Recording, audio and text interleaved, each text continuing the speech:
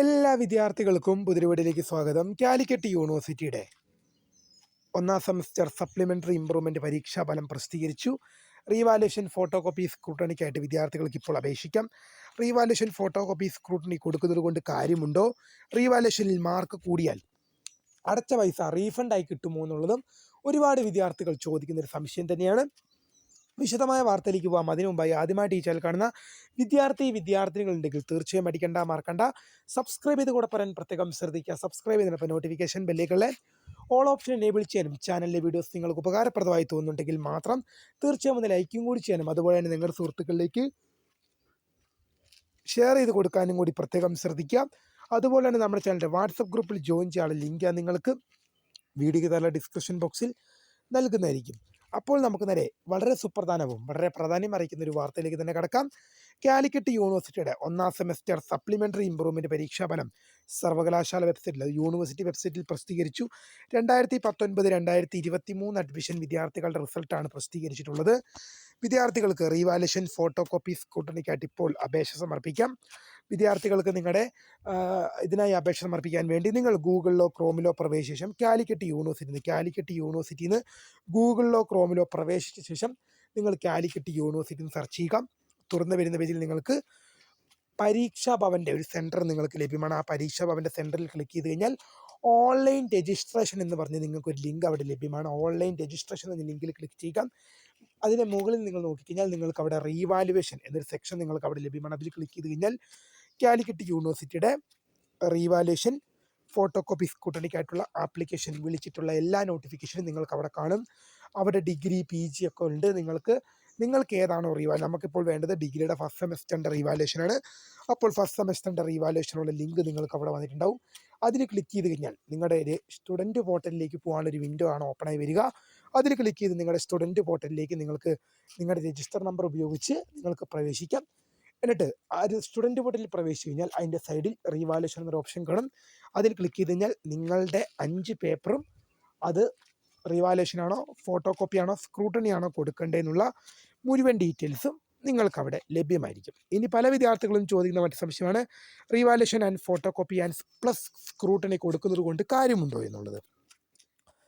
അപ്പം നമ്മളിത് കൊടുക്കുന്നതിന് മുമ്പ് കാര്യമുണ്ടോ എന്ന് ചിന്തിക്കുന്നതിന് മുമ്പ് നമ്മൾ ശ്രദ്ധിക്കേണ്ട ഒരു കാര്യം, റീവാലുവേഷൻ ഫോട്ടോ കോപ്പി സ്ക്രൂട്ടണി എന്നിവ എന്താണ്, ഇതിലൂടെയൊക്കെ എന്ത് പ്രൊസീജിയറാണ് നടക്കുന്നത് എന്നതിനെക്കുറിച്ചെല്ലാം നമ്മൾ ഡീറ്റെയിൽഡായി അറിഞ്ഞിരിക്കണം.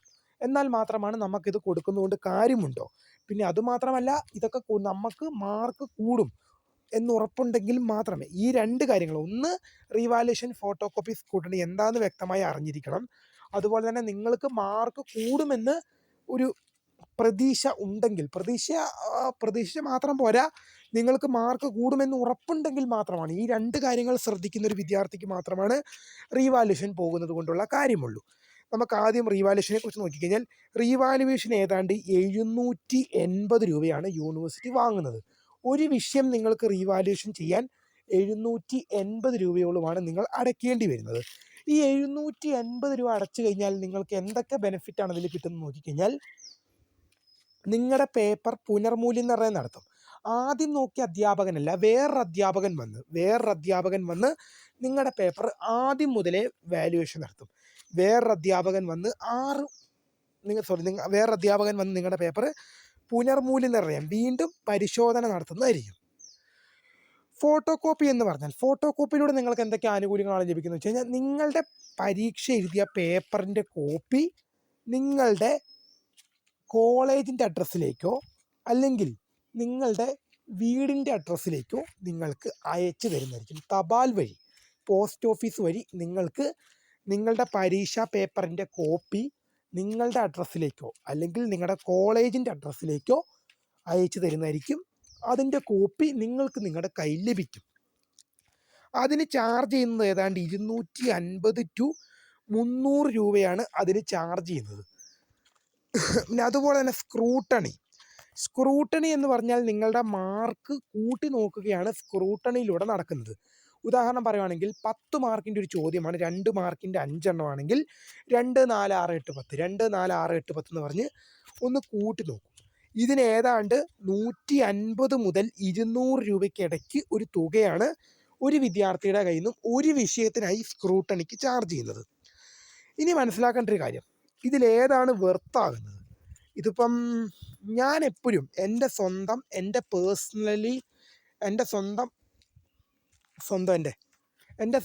പേഴ്സണലി അഭിപ്രായത്തിൽ ഞാൻ എപ്പോഴും റീവാലുവേഷനെ മാത്രമാണ് സപ്പോർട്ട് ചെയ്യുക. ഫോട്ടോ കോപ്പിനെയും സ്ക്രൂട്ടണിനെയും ഞാൻ സപ്പോർട്ട് ചെയ്യില്ല. ഇത് ഇപ്പോൾ ഞാൻ ഈ വീഡിയോ ചെയ്യുന്നത് യൂണിവേഴ്സിറ്റിക്ക് ലഭിക്കുന്ന ഫോട്ടോ കോപ്പിയുടെയും സ്ക്രൂട്ടണിയുടെയും ഒന്നും അപേക്ഷകളുടെ എണ്ണം കുറയ്ക്കാൻ വേണ്ടിയൊന്നുമല്ല. എൻ്റെ വ്യക്തിപരമായ അഭിപ്രായത്തിൽ ഞാൻ പറയുന്നൊരു കാര്യമാണ്. ഞാനൊരിക്കലും ഫോട്ടോ കോപ്പിനെയും സ്ക്രൂട്ടണിനെയും സപ്പോർട്ട് ചെയ്യില്ല. റീവാലുവേഷനെ മാത്രമാണ് സപ്പോർട്ട് ചെയ്യുക. ഇത് യൂണിവേഴ്സിറ്റിക്ക് ലഭിക്കുന്ന അപേക്ഷകളുടെ എണ്ണം കുറയ്ക്കാൻ വേണ്ടി ചെയ്യുന്നൊന്നുമല്ല. പിന്നെ വിദ്യാർത്ഥികൾ 18 വയസ്സ് കഴിഞ്ഞവരാണ്, നിങ്ങൾക്ക് പ്രായപൂർത്തിയുണ്ട്, ഏത് കൊടുക്കണമെന്ന് കൃത്യമായ ഡിസിഷൻ എടുത്ത് കൊടുക്കാം. ഇപ്പോൾ ഞാൻ പറഞ്ഞല്ലോ, ഞാൻ റീവാലുവേഷനെ സപ്പോർട്ട് ചെയ്യുള്ളൂ, ഫോട്ടോ കോപ്പിനെയും സ്ക്രൂട്ടണിനെയും സപ്പോർട്ട് ചെയ്യില്ലെന്ന്. അപ്പോൾ നിങ്ങൾക്ക് മനസ്സ് തോന്നും അതെന്താണ് അങ്ങനെ, അതിനൊരു റീസൺ വേണമല്ലോ. റീസൺ ഞാൻ പറഞ്ഞുതരാം. റീവാലുവേഷൻ എന്ന് പറയുമ്പോൾ ഞാൻ ആദ്യമേ പറഞ്ഞു 780 രൂപയോളം നിങ്ങൾ റീവാലുവേഷൻ അടയ്ക്കേണ്ടി വരുന്നുണ്ട്. സാധാരണഗതിയിൽ റീവാലുവേഷൻ കൊടുക്കുന്നത് 2 തരത്തിൽപ്പെട്ട വിദ്യാർത്ഥികളാണ്. ഒന്ന്, നിങ്ങൾക്ക് 40 മാർക്കിൻ്റെ എക്സാമിൽ 16 മാർക്കാണ് നിങ്ങൾക്ക് ജയിക്കാൻ ചോദിക്കുന്നത്. ജസ്റ്റ് പാസിന് നിങ്ങൾക്ക് 16 മാർക്ക് നിങ്ങൾ എഴുതി വാങ്ങണം. അപ്പോൾ നിങ്ങൾക്കൊരു 14 15 കിട്ടിക്കഴിഞ്ഞാൽ 1 മാർക്കിനോ 2 മാർക്കിനോ നിങ്ങൾ എന്ത് ചെയ്തു, ആ വിഷയത്തിന് ഫെയിലായി. അങ്ങനെയുള്ള വിദ്യാർത്ഥികൾ ഒരു കൂട്ടർ റീവാലുവേഷന് കൊടുക്കും. കാരണം ഈ സപ്ലി എഴുതാൻ പോയി കഴിഞ്ഞാൽ ആദ്യമേ 16 ഞാൻ എഴുതിയെടുക്കണം.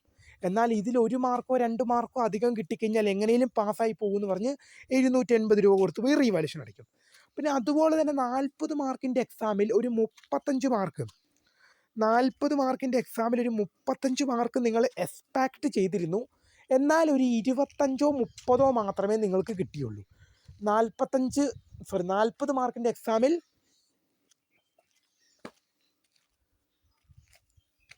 40 മാർക്കിൻ്റെ എക്സാമിൽ ഒരു 35 30 40 മാർക്കിൻ്റെ എക്സാമിൽ ഒരു 35 30 നിങ്ങൾ എക്സ്പെക്റ്റ് ചെയ്തിരുന്നു. എന്നാൽ നിങ്ങൾക്ക് ഒരു 25 ഒക്കെ മാർക്ക് മാത്രമേ കിട്ടുള്ളൂ. 40 മാർക്കിൻ്റെ എക്സാമിൽ ഒരു 30 35 എക്സ്പെക്റ്റ് ചെയ്തിരുന്നു. എന്നാൽ നിങ്ങൾക്ക് 25 മാത്രമാണ് കിട്ടിയത്. അപ്പോൾ നിങ്ങൾ നോക്കുമ്പോൾ നിങ്ങൾക്കൊരു കാര്യം തോന്നും, എന്താണ്, ഞാൻ എഴുതിയത് വെച്ച് ഇത്രയും മാർക്ക് പോരല്ലോ, എനിക്കിനി കുറച്ചും കൂടെയൊക്കെ മാർക്ക് കിട്ടണമല്ലോ. പേപ്പർ നോക്കി അധ്യാപകൻ എന്തോ മിസ്റ്റേക്ക് പറ്റിയത് കൊണ്ടാണ് എൻ്റെ മാർക്ക് പോയത്. അങ്ങനെയുള്ള 2 കൂട്ടർ ഇങ്ങനെയുള്ള വിദ്യാർത്ഥികളും റീവാലുവേഷന് കൊടുക്കും. അല്ലാത്ത വിദ്യാർത്ഥികളും റീവാലുവേഷന് കൊടുക്കും. പക്ഷേ കൂടുതലായി 1 2 മാർക്കിന് തോറ്റുപോയ വിദ്യാർത്ഥികളും അതുപോലെ തന്നെ വിചാരിച്ച മാർക്കിൽ നല്ല രീതിയിലുള്ള കുറവ് വന്നിട്ടുണ്ടെങ്കിൽ ആണ് റീവാലുവേഷൻ പോവുക. അപ്പോൾ ഈ റീവാലുവേഷൻ പോകുന്നതിലൂടെ നിങ്ങളുടെ പേപ്പർ പുനർമൂല്യനിർണ്ണയം നടത്തുകയാണ് ചെയ്യുന്നത്. റീവാലുവേഷൻ നിങ്ങൾ 780 രൂപ കൊടുക്കുമ്പോൾ നിങ്ങൾക്ക് ഏറ്റവും കൂടുതൽ അതിൽ നിന്ന് കിട്ടുന്ന വെർത്ത് എന്ന് പറയുന്നത് നിങ്ങളുടെ പേപ്പർ മറ്റൊരു അധ്യാപകൻ, ആദ്യം നോക്കിയ അധ്യാപകനല്ല, വേറൊരു പുതിയ അധ്യാപകൻ അല്ലെങ്കിൽ അധ്യാപിക വന്ന് നിങ്ങളുടെ പേപ്പർ വാല്യുവേഷൻ ചെയ്യും. ആദ്യം നോക്കിയ അധ്യാപകനോ അധ്യാപികയല്ല, പുതിയൊരു അധ്യാപകനോ അധ്യാപികയോ വന്ന് നിങ്ങളുടെ പേപ്പർ വാല്യുവേഷൻ നടത്തും. പിന്നെ ഫോട്ടോ കോപ്പി എന്ന് പറഞ്ഞു കഴിഞ്ഞാൽ ഞാൻ ആദ്യമേ പറഞ്ഞു 300 രൂപയോളം, ഏതാണ്ട് 300 രൂപയോളം നിങ്ങൾ ഫോട്ടോ കോപ്പിക്ക് നിങ്ങൾ നൽകണം. എന്നാൽ മാത്രമാണ് അതിൻ്റെ കോപ്പി നിങ്ങൾക്ക് കിട്ടുക. ഞാൻ ആദ്യമേ പറഞ്ഞു 40 മാർക്കിൻ്റെ എക്സാമിൽ ഒരു വിദ്യാർത്ഥി 35 മാർക്ക് എക്സ്പെക്റ്റ് ചെയ്തിരുന്നു. എന്നാൽ 30 25 മാത്രമേ ആ വിദ്യാർത്ഥിക്ക് ലഭിച്ചുള്ളൂ.